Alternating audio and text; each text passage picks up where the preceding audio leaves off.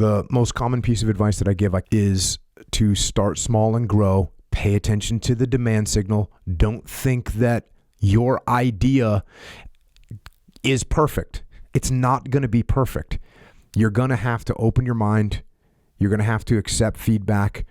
You're going to have to realize that the perfect vision that you have in your head isn't necessarily going to be the perfect vision that everyone else sees. So you have to open your mind and accept that feedback that you're going to get in order to grow. And then, like I said, iterative decision making, take small steps, make small decisions, and then pay attention to the feedback as you grow.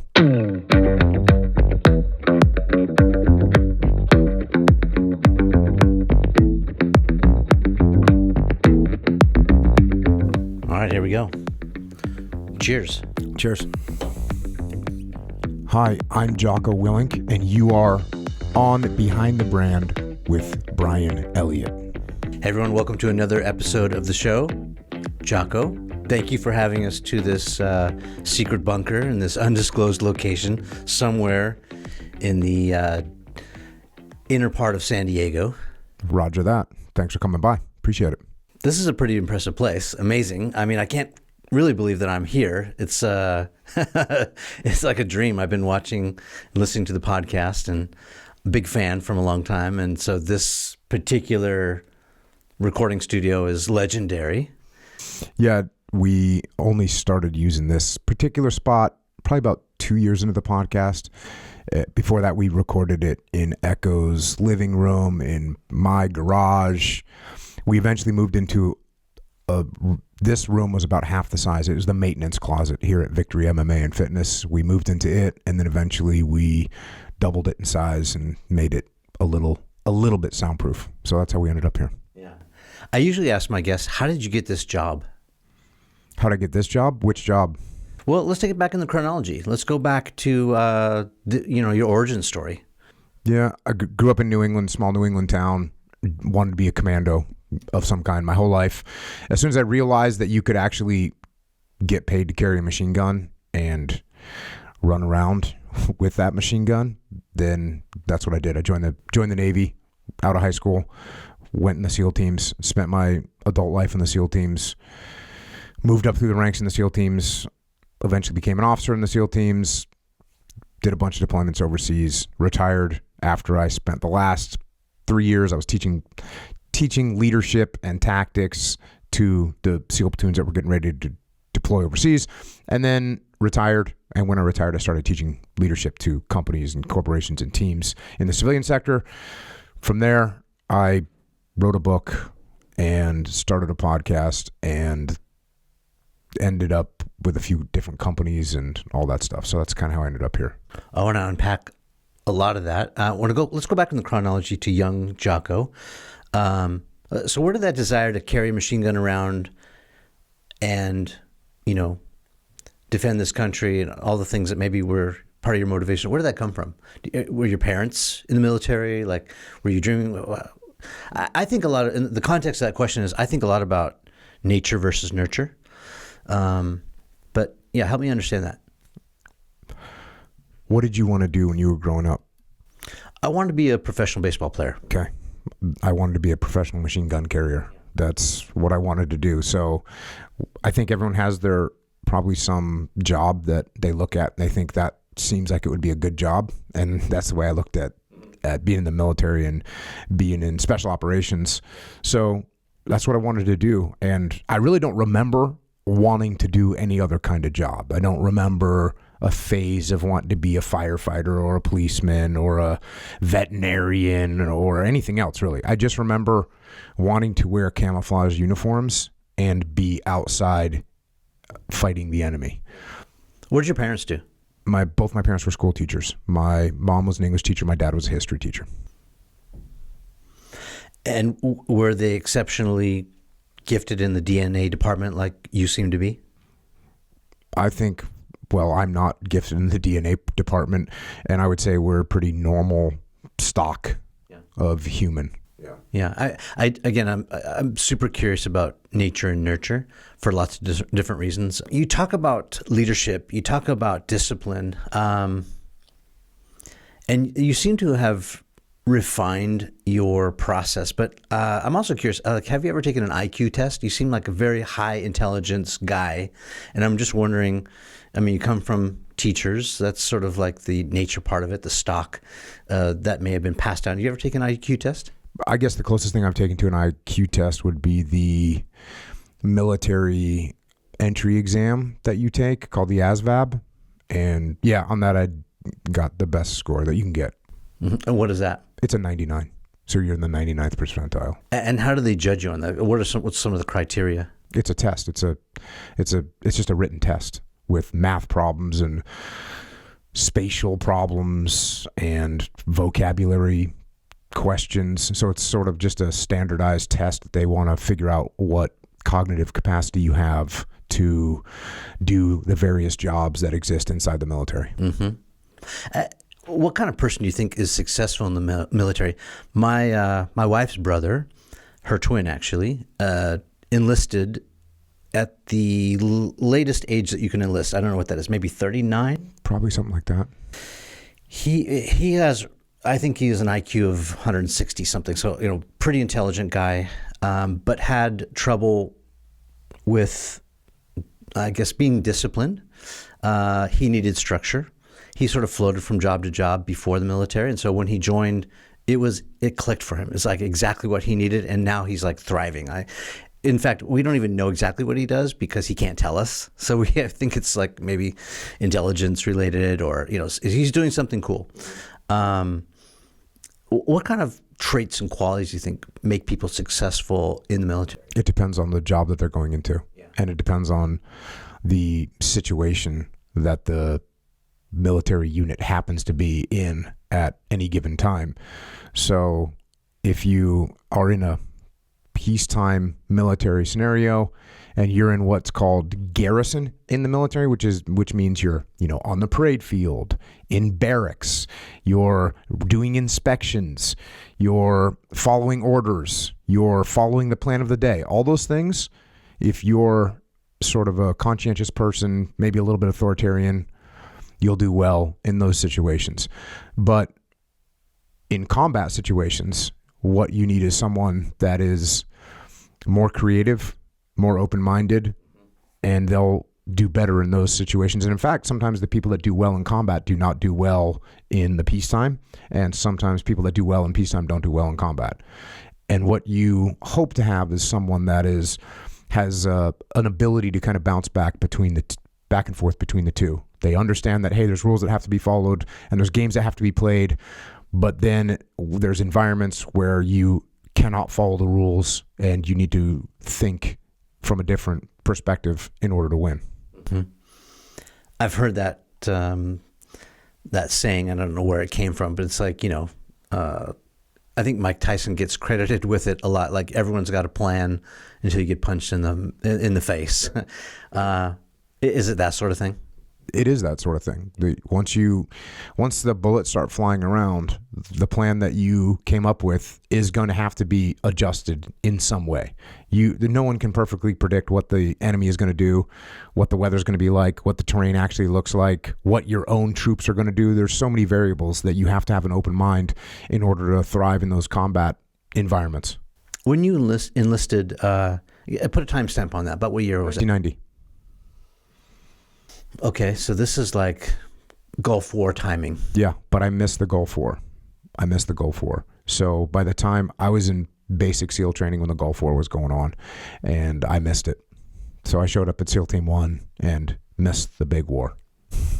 How do you feel about that? At the time, I was heartbroken. Yeah. Big war happened. I mean, the ground war part only lasted 3 days, so it's not like I had that much of an opportunity to get in there. But going into the war, I remember specifically watching CNN when CNN was the only news that was running 24 hours a day on cable. And they were expecting 40,000 casualties, U.S. casualties in the first 48 hours. I was thinking that I was definitely going to see a lot of combat. And then it was over so quickly. So that was that.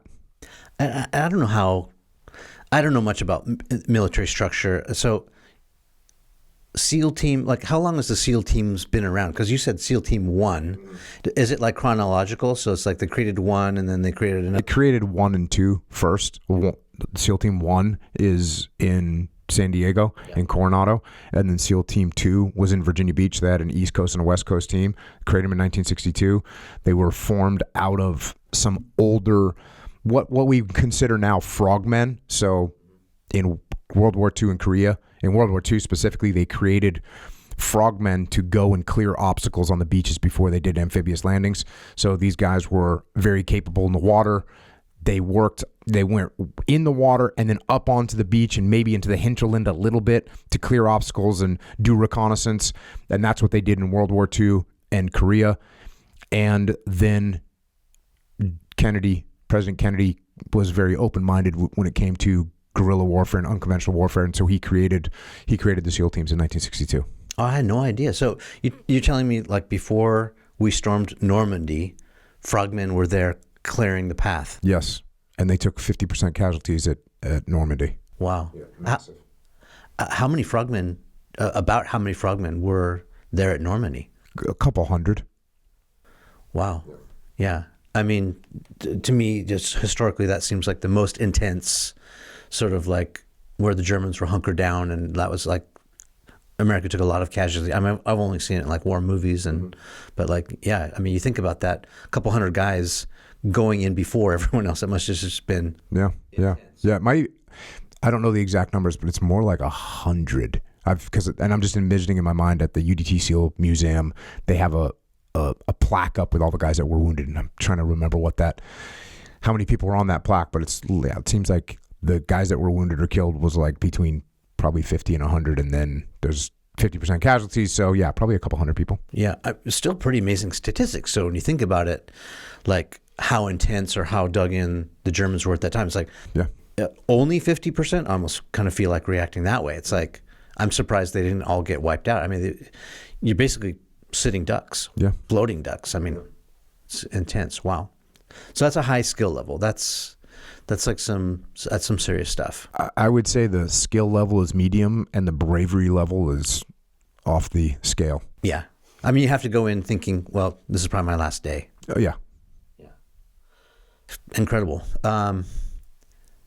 So you joined in 1990. You have a pretty clear trajectory. I'm like, I just like on this path, and you're, rising through the ranks. I've heard you tell the story. I think I heard you tell it just the other day on a pod somewhere, where it's like you were giving someone advice and they felt like, oh, I know what it was. Someone that you knew, or a friend of yours, was getting a divorce, and they felt like, their life was sort of circling the toilet. He was saying, like, after all this, I'm going to sell my business and I'm going to end up having to work at Home Depot. And you're like, okay, depends on how you look at that. I love that advice. Talk about perspective. Tell that story a little bit and talk about Well, that particular story was a guy that I know. I'd interacted with him a bunch of times, and he had a big family, and I would see him once a year basically, and each time I'd see him, he'd kind of give me an update on what he was doing, and he was farming, and he was working very hard, and he had his family. He had multiple kids, like 4 or 5, maybe even 6 kids, a bunch of kids, and each year he'd kind of give me an update. And then one year, surprisingly, he gives me the update that he's getting divorced and it's just going downhill, and he is losing money on the business, and he's telling me he's going to have to go work at Home Depot. And basically I told him that that's a huge opportunity, and if I was him, they would put me to work in Home Depot. They'd put me in whatever aisle I was going to be assigned to, and I would make that the most squared away aisle in that Home Depot. And eventually they'd say, hey, can you run these other 2 aisles as well? And I would square those away, and I'd make them shine, and they'd be clean and squared away. And then they'd say, can you just run all the aisles? And I'd end up running that store, and I'd take over Home Depot. That was what I said to him. Obviously having fun with it, but just letting him know, step up, work hard, do what you're supposed to do, be an asset, and things will improve for you. They will. And I work with companies all over the country. And if you're a hard worker and you bring value, you will do well. and you got to keep your ego in check as well. If you can do those things, you're gonna advance. Yeah, that's been my experience too. What do you do? How do you view competition? So, and I'm just curious, like in the context of if we could toggle between your military career, like I said, it's a space I know almost nothing about, the culture. Like, is there competition there? Is there someone else trying to work their ass off to get, the promotion over you? Or is it very much symbiotic, team based? Because out in the business world, if you're working hard and you outshine someone else we had on this podcast, Robert Greene, who wrote that book, 48 Laws of Power. Yep. Robert's the man. One of the lessons in the 48 Laws is never outshine the master. So sometimes if you're the junior guy and you're working your ass off and you make your boss look bad because you're working harder than he is or she is, it can be a problem. How does that factor in the... Yeah, that would be good advice. And if you work your ass off, your goal should be to make your boss look good. And now your boss looks good and he's happy.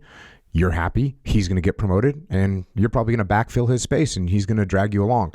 And what's most important about that is you're doing a good job in accomplishing the mission. So is there competition inside the military? Yes, there is. Can people undermine each other and do things to try and make you look bad? Yep, they can.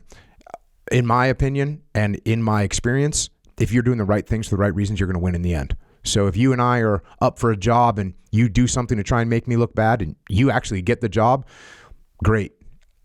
That'll happen one time, maybe two times, because you're a self-serving person. Your troops will know that. Your subordinates will see it. Your peers will see it. And eventually your boss will see it. And you will not progress beyond that one job that you just got. So I always just try and do the right things for the right reasons. And if you're doing that, you'll win in the end. So even with the boss example, if the reason I'm trying to shine is so I can make myself seen above my boss, that's not doing the right things for the right reasons. I should be doing that so that we accomplish the mission. And the boss is the guy in charge, so he's going to get the credit, and I'm okay with that. So yeah, if you're doing the right things for the right reasons, you'll win in the end. You might take some tactical short-term losses. You might have someone that gets an award that you think you deserve, or might get an evaluation that you think you should have gotten. That's okay. Just say roger that, keep working hard. Eventually, it'll come back. You really seem to have your ego in check. Has it always been that way? I mean, no, because you're 21 years old, and when you're 21 years old, 22 years old, 23 years old, 25 years old, your ego is always going to be kind of trying to rear its ugly head. But at the same time, I did learn pretty early that how much trouble it can get you into and how much trouble it can get me into. Also, I wasn't the strongest guy. I wasn't the fastest guy. I wasn't the best shot. So you're constantly, in the SEAL teams, you're constantly humbled by the incredible guys that you're working around.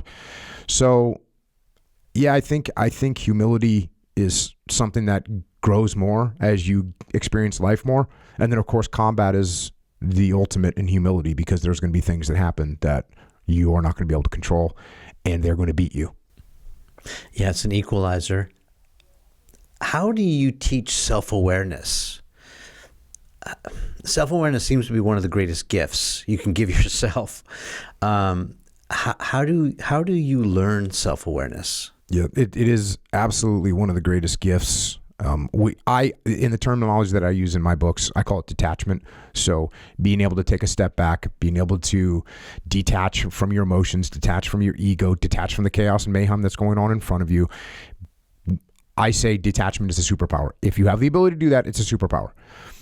So how do you do it? This is one of the things that's very challenging. Number one, you've got to understand what your own red flags are. I call them red flags, meaning signs that your ego is starting to shine or starting to come forward, signs that you're starting to get emotional.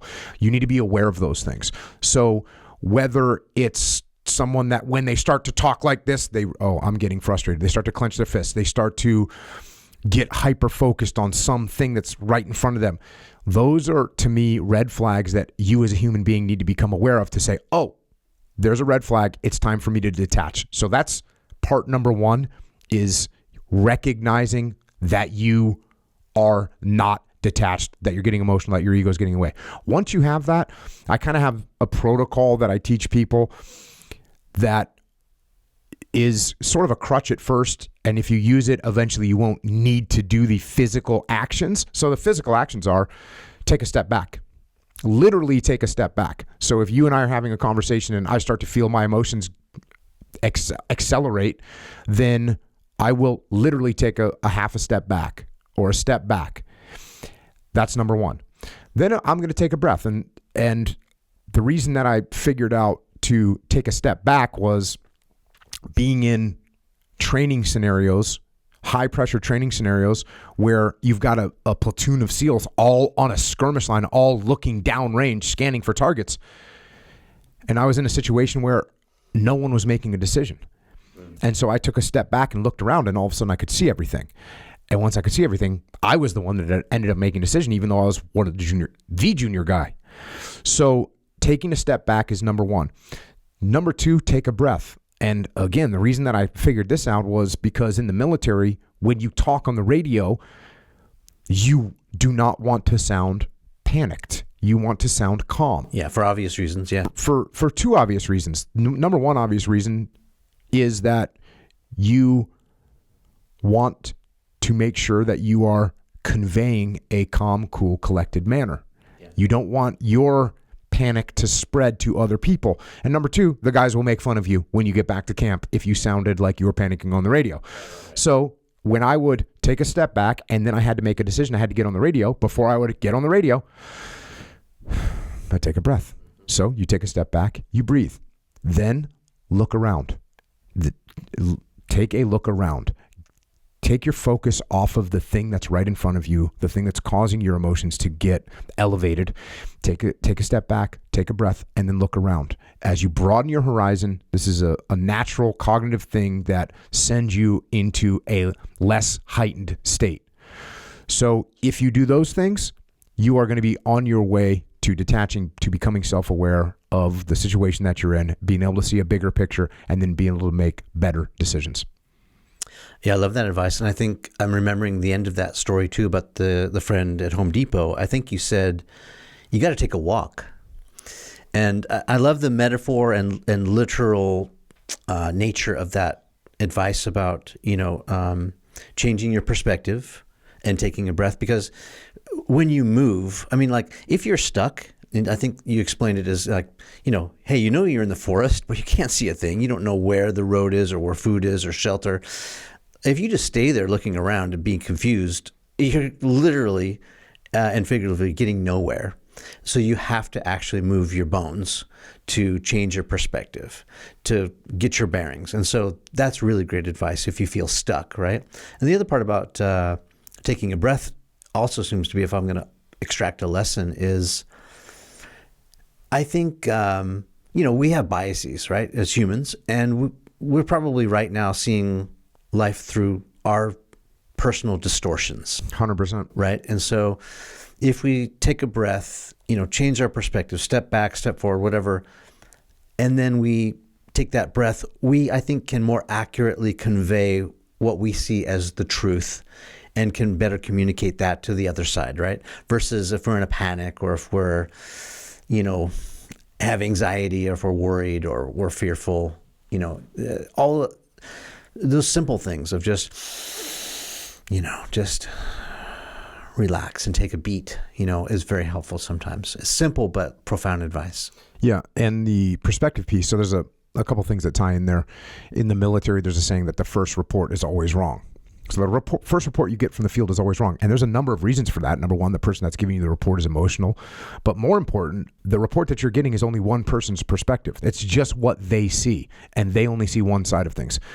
So you want to see multiple different angles and multiple different perspectives. That's why when we look at a target, we don't just look at the target from one direction. We try and see that target from every possible angle that we can, so we have a better perspective, so we better understand what the threats are. So yes, taking a breath, taking a step back, looking around, seeing other perspectives. And the way you do that from a leadership perspective is you go and talk to people that are in various positions around the issue. So if we have a manufacturing line and we've got something's wrong with the manufacturing line, we want to talk to the people that are literally working on the manufacturing line. We want to talk to the guy that's in charge of that shift. We want to talk to the person that engineered that manufacturing line. You want to talk to as many people as you can so you understand the broadest perspective of the whole problem.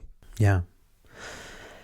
If you had to choose one, creativity or discipline, which one would you choose? I mean, both equally or, in their separate ways, valuable, invaluable probably. But if you had to just choose one, the ability to be creative, and I'm not just talking about being an artist, I'm talking about creative thinking, getting yourself out of problems or solving problems, or discipline, which path would you go down? Those things alone are worthless. Explain. If you can be very, very creative, but if you don't have the discipline to put those ideas into some sort of function, then you haven't accomplished anything. Nothing will happen. And if you're highly disciplined, but you can't think of any solutions or any ideas or create anything, then you're once again not moving. So those things by themselves are worthless, both of them. Can you give us some examples from your life or what you've seen out there in the field for, both, the advantages of creativity and discipline used together? Because I think I haven't heard from many people of you, sort of using that cocktail, that recipe of creativity and discipline. I don't hear it many other places. I hear people talk about self-awareness. I hear people talking about stoicism, which is kind of what we just glazed over, this ability to sort of detach and think of things in a different perspective. That's 2,000-year-old philosophy too, right? That's not necessarily new, but I haven't heard a lot of people talk about creativity and discipline the way you do. You can have all the ideas in the world. If you don't have the discipline to sit down and put those ideas on the page, you don't have any books. Doesn't matter.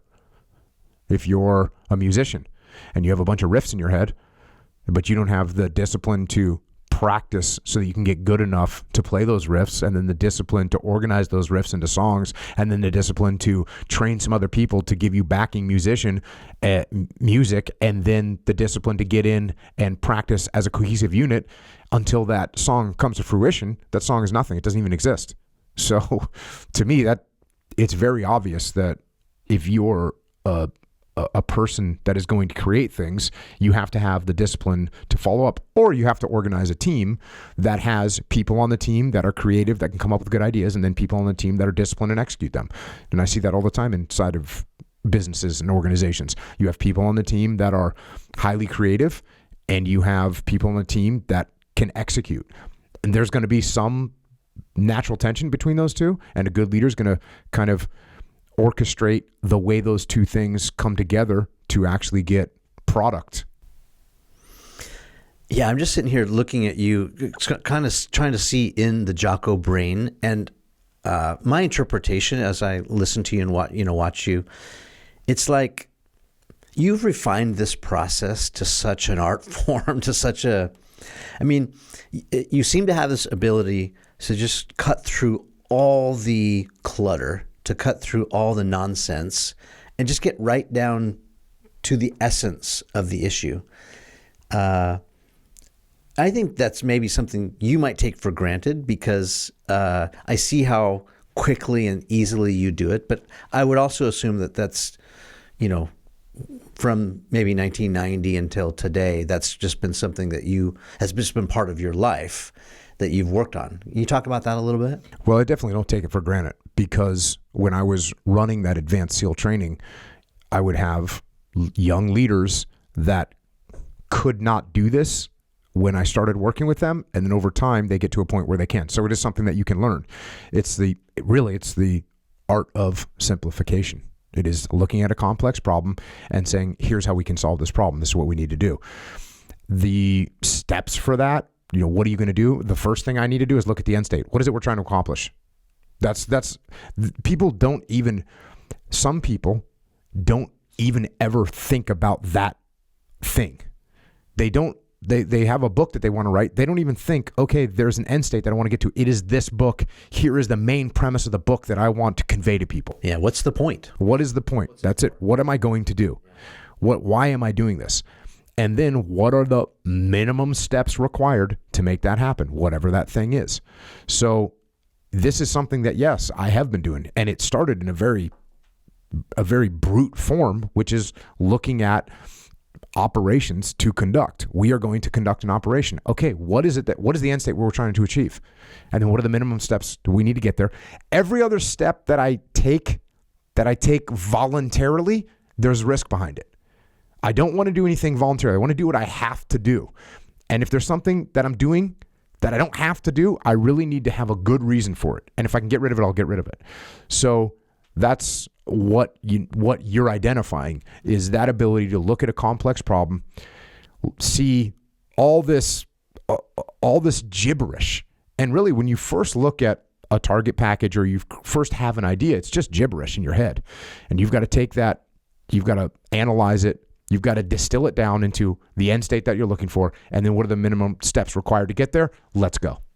You've had a great deal of success. Is it easier to start something now, today, because you've had all this, perspective, you have this experience of, failing, learning from the mistakes, and then, moving forward? Or do you think it was easier back, when you're first getting started? And I'm asking this because I know a lot of people who watch and listen to this series, they're entrepreneurs. They're wanting to start their own thing. And so, timing is everything, right? Like some people will say, oh, it's the recession or it's the pandemic. There's some sort of excuse or barrier, right? So like, how do you view timing of things? Is it easier now, or was it easier back then because you had less of a distance to fall and fail back then when you had, nothing, versus today when you're building this empire? It's the same, because they're all one step at a time. I wrote about this in Leadership Strategy and Tactics. I call it the iterative decision-making process. I am not going to, if I have an idea that I want to make something, I want to start making a product, do I go and build a factory to make that product and invest a huge amount of capital and take loans out and find investors? No, I don't do any of that. I actually might make that product in my shop at my house and make 3 of them for $17 investment and 4 hours of time. That's my investment. It's a little tiny step. Then, I show my friends. They go, oh my God, I want one too. Well, now maybe I put a little production together and I say, okay, I'm going to make all these pieces at the same time. I'm going to make 20 of these things. I'm going to spend 6 hours doing it because I've kind of cleaned up my process, and boom. Now what's the demand signal? Oh, everyone loves them. Or maybe, and if everyone loves them, great. Now maybe I'm going to start to look if I can find someone to help me manufacture them. I'm going to keep taking one small step at a time. I also might make those first 3 and I show them to my friends and they say, this is dumb. And I say, I don't say the market's wrong. I don't say they don't get it. I don't say that it's the timing. I say my idea is not good. Yeah, these are data points. My idea is not good, and I'm going to move on to something else. So I'm constantly doing reconnaissance and checking to see what the feedback is. Where people make mistake in business is they don't listen to the feedback. They don't listen to the feedback that they get, whether it's feedback from the market, whether it's feedback from their friends, whether it's feedback from that industry. They don't listen to it. And they think, well, I see the vision and no one else can see it. Now, listen, if that's true, if you have a vision that you think other people just don't understand, well, then what you need to focus on is on the education of them. And you don't want to overinvest in the product. You need to invest in the education first and move in that direction. And then you need to test the education. And if people say, now that I see your vision as well, yeah, I agree with you. But if you educate people and they say, okay, yeah, but it's still not worth it, you need to pay attention to that. So being open-minded and make sure that you pay attention to feedback is incredibly important in anything that you do. Has there been a time where you ignored the feedback and you pushed through anyway? And then what was the result of that? I pay attention to the feedback. There's been, even with, I guess the first gyms, so I own a gym right now, Victory MMA and Fitness. The first gyms that we did we did them small. We did them small. Why? Because we didn't know if we could fill them or not. We didn't know if people would want to come. So you gotta, that's what I always recommend people do. You start small and you pay attention to the feedback. So that's what I've always done. Now listen, as I have more resources, I can put some more resources up initially, but the process is still the same. I'm still going to pay attention to the feedback. And if the feedback is telling me, Jocko, your idea is dumb, I'm not going to pursue that idea anymore. This series is called Behind the Brand. We talk a lot about brands and branding. I want to ask what the Jocko brand is. But before we go there, how do you look at brand? Like, how do you define what a brand is? Have you thought about this? Not really. And sometimes when people start to ask me about brand and branding, I feel unqualified to answer, because I didn't scratch my head, get out a piece of paper, and start coming up with ideas for a brand. I didn't do that, and I still don't do that. I am a person, not a brand. And so this is who I am. I've tried to make sure that what I put into the world reflects who I am. And I try not to put things out into the world that don't reflect who I am. But the who I am, which is, if you are going to call it a brand, is not something that I created for the purpose of putting out there. It's just who I ended up being. And then I try and put things out in the world that reflect who I am as a human. So I'm a human being and not a brand. Yeah. I love that answer. We had Seth Godin on here, and Seth is like one of the godfathers of brand marketing. And he said the same thing to me. He goes, Brian, I'm not a brand, I'm a human. But I push back a little bit on that. Yes, you are a human, but you're also a brand, or you could be seen as a brand. And I think, people who are thinking about this idea, I actually think your advice is excellent, because what you're saying is just, you should walk the talk. So like your values, the things whatever you put out there in the world, however people experience you when they come up and shake your hand, meet you, grapple with you, in the octagon out there, whatever, like that should be aligned with, the products that you make or the books that you write. Like, a brand is really a shorthand for what you stand for. If people, the example that Seth gave me is, he said, close your eyes and, imagine if Nike built a hotel. What would that look like? What would that smell like? What kind of facilities and, amenities would it have? Can you imagine what that is? And if the answer is yes, then Nike probably has a brand, right? If Hyatt made a pair of shoes, now try and imagine what the Hyatt sneaker looks like. It's more difficult to do, right? And that's because Hyatt has a brand, but it's not as distinctive as Nike is, right? Their brand is maybe to appeal to the masses. It's to be available on every street corner when you need it. It's about price. And, when you go and you Google it, they're among one of the lowest, so their brand is about ubiquity or access wherever you are in the world. Versus exclusivity or being special. And so I think a brand is a shorthand for what you stand for. And it should also be distinct or distinctive. And I think the Jocko brand, in my experience or my opinion, is distinctive. And the other thing is, are people willing to stand in line for it? Are they willing to pay us a little premium for a brand?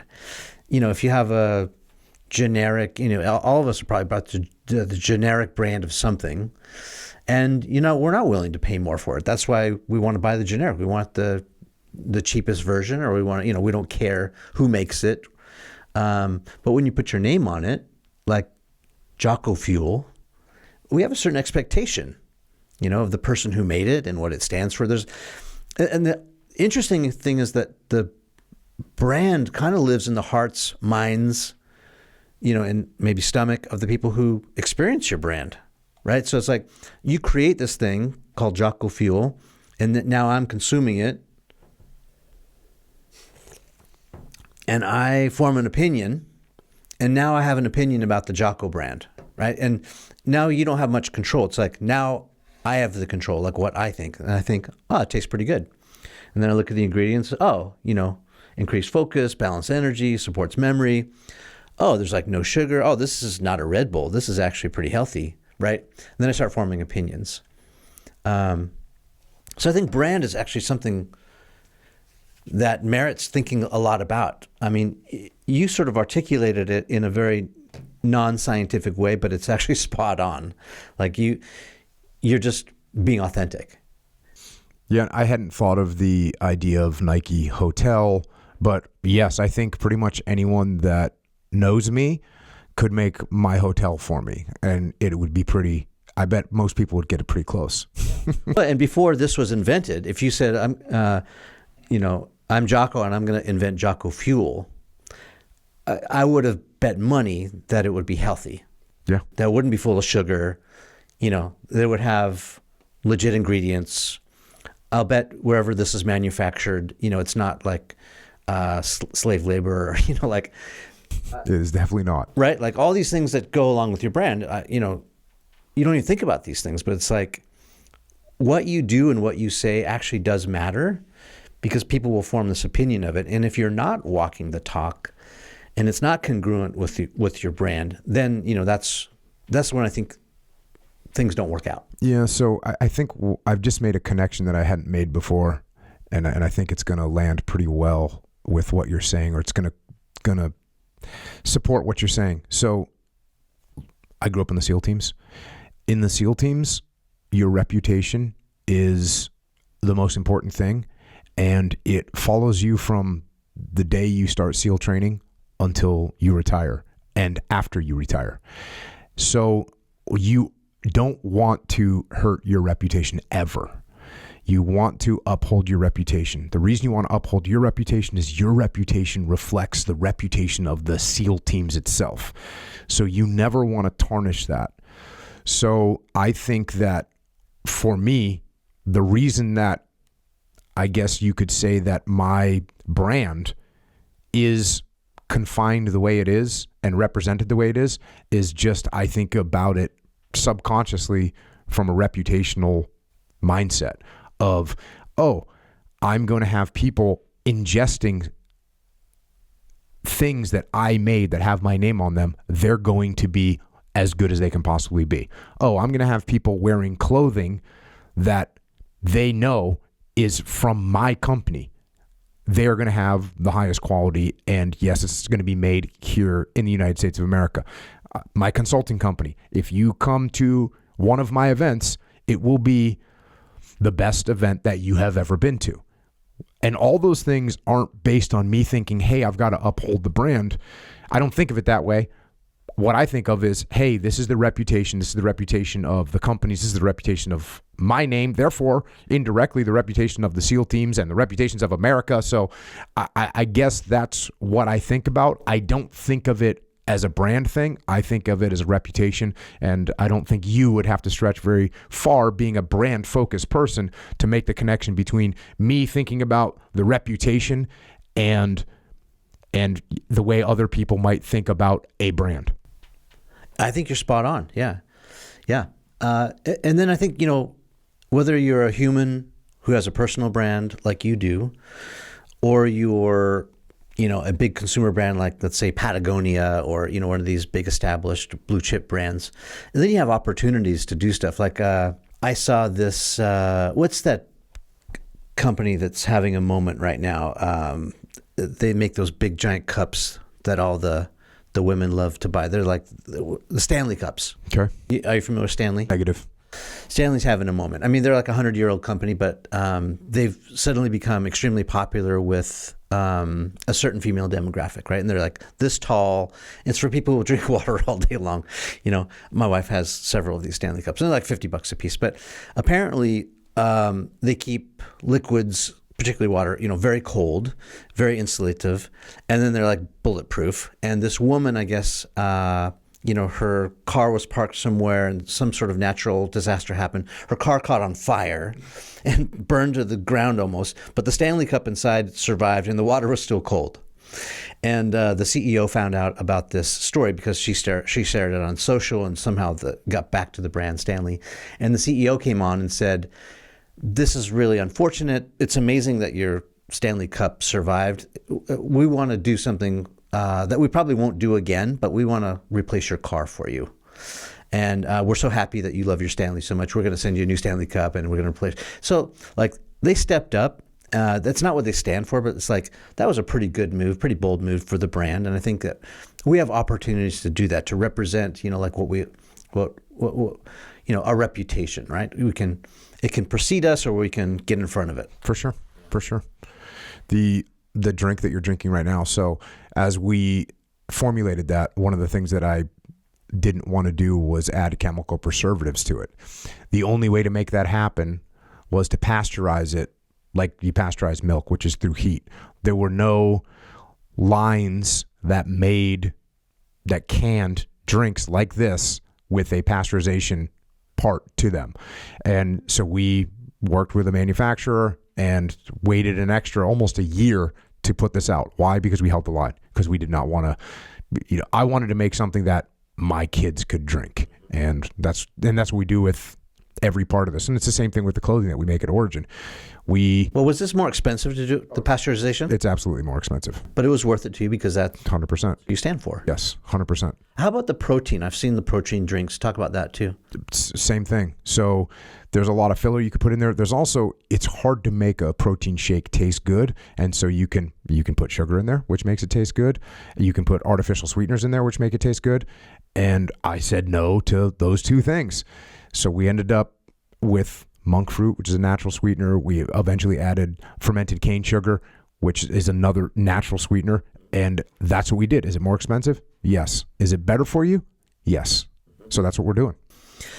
How involved were you? I mean, it sounds like you were very involved from the get, but like, were you part of the formulation team? Were you part of the packaging? Like, how much say did you have or want to have in this? I'm involved in every aspect. Yeah. So, I mean, obviously I don't use what's the program? I don't use Adobe Illustrator for the packaging, but I say more black. I say this color. We have experts that actually run it. It's the same thing with formulation. I might say, hey, I definitely want to have this ingredient in there, and then they can sort of calculate. Yeah, we can. Here's how we can do it. Here's what would be an efficacious dose. That type of thing. So yes, I'm involved in all of it. But we have the experts that make it happen. Yeah, and then how do you make like cosmetic or aesthetic decisions? Is that just gut? Like this is black with orange highlights. I mean, I almost see you in a black T-shirt 90% of the time. Is that just your brand? Like you're that guy? Yeah, I mean, I like the color black. Yeah, me too. Yeah. So we end up with some predominantly black packaging. But at the same time, you also, once you get into, now that we're a lot bigger, you have to understand the psychology of the consumer, and you want to make sure that they can clearly and easily understand what it is. They can clearly and easily understand what the benefits are. They can clearly understand what differentiates what we make from what other people make. And so you have to, once you start doing that, you got to talk to the consumer. Yeah. You've got to get their feedback. You've got to run A/B tests, A, B, D, C, E, F, G tests to see what stands out, to make sure that you are conveying the messages you want to convey. And at the same time, making sure that there's continuity and that you stay close, that you stay on the path of the truth, which is, again, to me, if I'm making a pink can, that's not really my personality. So we're not making a pink can. So who's it for, though? Who is the audience? Who do you have in mind? Well, I've made stuff since the beginning for me. In the beginning of Jocko Fuel, I actually only made what I wanted and what I needed. The first deviation we made from that was vanilla. We made vanilla protein. I don't voluntarily get vanilla, so I didn't make vanilla. It was most proteins that would be the second, maybe third flavor that you make. For us, it was pretty far down the line. But yeah, so I am, the initial audience, but what I do pay attention to is people that are on the same path as me and what their demand signal is. So if there's demand signal for vanilla, we make vanilla, because I know that people have different taste buds and people have different needs, but people do want things that are efficacious. They want things that they can trust, and that's what we do. So if there's something that maybe is not in something that I would use every day, we make it, but we make a version of it that people can trust and is clean and good for them. Yeah, break it down a little bit further, because I know a lot of people are thinking about this for their own companies or products or services. It's like, how do you know the consumer? Like, who else is on your signal? Like, what does that person look like? Is it predominantly men? Is it 50-50 men to women? Is it young people, older people, people who live, what's the psychographic like? So for what aspect of my life? So, and let me rephrase that. It's not even for what aspect of my life. Here's the deal. I go out and I have a podcast. I have a consulting company. I have a supplement food company. I have a clothing company. What I've been lucky enough to be able to do is I talk to my people all the time. And, the podcast is a little bit of a one-way conversation, but I go out all the time. I meet people from that listen to my podcast all the time. And then I go out and do live events. And when I go out and do live events, I meet my people that I have a good relationship with all the time. Who are they? What's the demographic? I'll tell you what the demographic is. They're human beings that want to get better. That's what they are. They're human beings that want to be better. Are they bankers, investment bankers? Yes. Are they bricklayers? Yes. Are they truck drivers? Yes. Are they working on a farm? Yes. Are they selling insurance? Yes. Are they housewives? Yes. Are they moms and dads? Yes. Yes. Are they college kids? Yes. Are they high school students? Yes. They are human beings that want to get better. That's who I interact with all the time. That's who listens to my podcast. That's who reads my books. That's who takes my supplements. That's who buys my clothes. That's who hires my consulting company. It's people that want to improve themselves and get better. I like it. That resonates with me, and maybe that's very clear why I listen too, because I want to get better too. Right on. What is a deeply held belief that you had maybe 5 years ago? Could be about business, could be about life in general, that you no longer believe.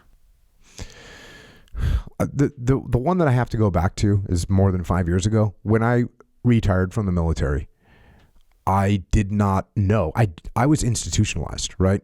In the classic sense of the word, meaning I had spent my entire adult life in the institution of the military. That was all I knew and all I understood. And what I thought was that the leadership principles that I had learned in the military only applied to the military. As I started working with, as a matter of fact, the very first civilian company that I worked with, as soon as I got done explaining the principles of combat leadership that I taught in the SEAL teams, I got done explaining them. As soon as they started asking me questions, I realized that everything that I had learned applied 100% to any leadership situation. It was so blatantly obvious to me. That was such an incredible moment, because I realized that, what are you doing when you carry a machine gun for your adult life? What do you do? What do you do with that skill? There's no direct translation in the civilian sector at all. There's none. Maybe you could say police officer, maybe you could say security, but maybe you could say security contractor. Like, okay, those are some pretty direct ones, but to take the skills, you're going to be doing basically the same job. As soon as I got asked the very first question and I knew what the answer was, I said to myself, oh, everything that I know applies to all leadership situations. We have something here. And so the awakening moment for me and the recognition was that the military was one thing and the civilian world something else.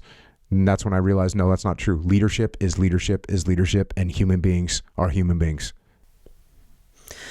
Yeah, I've heard you talk about this a little bit, where you can learn stuff from all different sources. You can get it from books, you can get it from experience. Doesn't matter how you get there, you're still both at the top of that mountain. Yeah, no doubt. You come to the if you go through the rigors, you will come to a very familiar place, and there will be some other people there. There will be some other, you mentioned Stoicism. I didn't know about Stoicism. I do now. I didn't study Stoicism. I know it's really obvious that what the Stoics think, I think. I would love to tell you that I was this highly educated person that had read the Stoics and recognized that their beliefs were the way to move forward. I didn't know that at all. I lived my life. I went through my experiences. I went through the rigors of my experiences. I recognized the errors that I made. I realized the shortfalls that I had, and I came to very similar conclusions. And that's kind of the way that the world works. I'm going to ask you to indulge me as we sort of wrap things up here. I know you got 4 kids. Yes, I do. I also have 4 kids. Awesome. My youngest is 15. His name's Parker. And one of my favorite videos of yours is this good video. You know what I'm talking about. He's a hard worker. He's also 15. I mean, actually just turned 16. And maybe if you could call him out and talk about the value of doing hard things and sort of unpack that good advice. What he's 16 now? He just turned 16. He's running track and field, running his guts out, lifting weights, doing all the hard stuff that high schoolers. He's a sophomore. So it seems like he's kind of recognized that hard work is going to be beneficial. He does recognize it, but sometimes he needs a little pep talk when things don't go his way or when things get hard. And maybe I want you to give him a little advice when he doesn't win the race or when he's got to push back. Yeah, well, that's a very specific thing that you got to there, which is I didn't win. I didn't succeed. I didn't achieve what I wanted to achieve. And yeah, the general philosophy of good is when something goes wrong, when something doesn't play out the way that you wanted it to play out, instead of being miserable, instead of saying woe is me, instead of curling up in a ball on your couch and watching Netflix, instead say good. Oh, I lost the race. Good. Now I know an area that I have to improve. Oh, I didn't get the grade I wanted on that test. Good. Now I know the areas of weakness that I need to study more on. So that's the fundamental philosophy. When things go wrong, which they absolutely will. When things go wrong, it is an opportunity for you to find a way to improve, to find a way to overcome that obstacle, to find a way to get better. So when things go wrong, say good. What is the value of purposely putting yourself into situations where things are hard? Because as humans, the inclination is to avoid pain, run away from pain. I'm looking at all these intense knives on this table, and I'm thinking of pain or danger. But that's our natural response, and that's somewhere in the lizard brain probably. That's a caveman response, is to do that. That is to be human. But to override that response and do the thing that is hard is not easy, but it is important. Can you tell us why? It's inoculation. It's stress inoculation. It's discomfort inoculation. It's pushing through inoculation. You will get better as a human being if you constantly expose yourself to things that that stress you, that cause problems. Now listen, just like weightlifting, if you decide, I'm going to get better at bench press, so you put 500 pounds on the bar and you haven't bench pressed before, you're going to blow out your shoulders and you're going to be injured. So we're not talking about that. But to add a little bit of stress, to put yourself in uncomfortable situations, you will inoculate yourself to mentally and physically to things that are challenging. The more you do that, the tougher you will become. The more you add that stress over time, the better you will become. So it's very important to continually find things that take you out of your comfort zone, that are challenging to do, that are going to make you feel stress, not overwhelming, but they're going to make you feel some stress. Because here's the thing, if in life you got to live in a bubble and nothing was ever going to cause you problems, it'd probably be good for you just to never stress yourself. Life does not offer that. You are going to experience pain. You're going to experience loss. You're going to experience challenges. And if you haven't inoculated yourself to that, you're going to be overwhelmed. Yeah, I remember the story you were telling about when you're doing jiu-jitsu and you weren't good from your back or, from the bottom. And so you deliberately put yourself there. Over and over and over again for like 2 years. 2 years of starting on the bottom every single time until I was inoculated to that. And then it was no factor. And so should we start focusing on our weaknesses, or what's the balance between, like leaning into your strengths, because there's some clear advantages there, right? Like if you're already a good striker or something, The answer is do both. Right? You definitely want to capitalize on the fact that you have some strengths, but you don't want to ignore your weaknesses and have them big gaping holes where you're super vulnerable. So the answer is yes. Should you work on your strengths and weaknesses? The answer is yes. You should work on both. All right. Final words of advice. Let's put it back in the business context, things that you've learned from building your brand, advice to new founders and entrepreneurs trying to do their thing. The most common piece of advice that I give, I kind of already touched on, is to start small and grow. Pay attention to the demand signal. Don't think that your idea is perfect. It's not going to be perfect. You're going to have to open your mind. You're going to have to accept feedback. You're going to have to realize that the perfect vision that you have in your head isn't necessarily going to be the perfect vision that everyone else sees. So you have to open your mind and accept that feedback that you're going to get in order to grow. And then, like I said, iterative decision making, take small steps, make small decisions, and then pay attention to the feedback as you grow. I mean, we were just sitting back, chopping it up, reminiscing about the good old days and all that, tracking my roots, where I came from. And